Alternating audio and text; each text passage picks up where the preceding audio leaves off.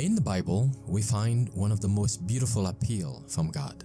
It says, "Today, if you hear His voice, harden not your heart." Would you like to spend this day with God? Listen to this devotional.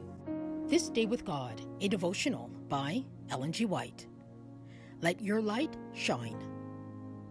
But ye shall receive power after the Holy Ghost is come upon you, and ye shall be witnesses unto me both in Jerusalem, in all Judea, and in Samaria, and unto the uttermost part of the earth.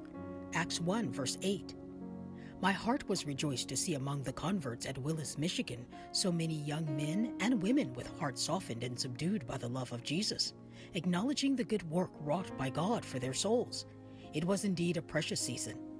With the heart man believeth unto righteousness, and with the mouth confession is made unto salvation. Romans 10, verse 10. It is essential that these who have newly come to the faith should have a sense of their obligation to God, who has called them to a knowledge of the truth and filled their hearts with His sacred peace, that they may exert a sanctifying influence over all with whom they associate.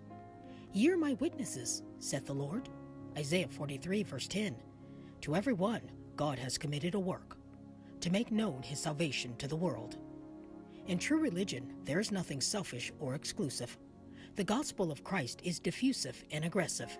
It is described as the salt of the earth, the transforming leaven, the light which shineth in darkness.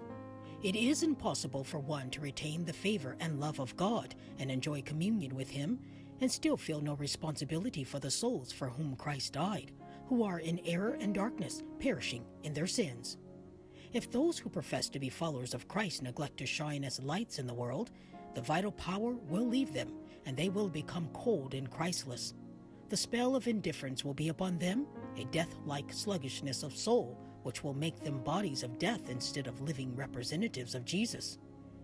Everyone must lift the cross, and in modesty, meekness, and lowliness of mind, take up his God-given duties, engaging in personal effort for those around him who need help and light.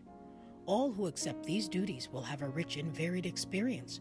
Their own hearts will glow with fervor, and they will be strengthened and stimulated to renewed, persevering efforts to work out their own salvation with fear and trembling, because it is God that worketh in them both to will and to do of His good pleasure.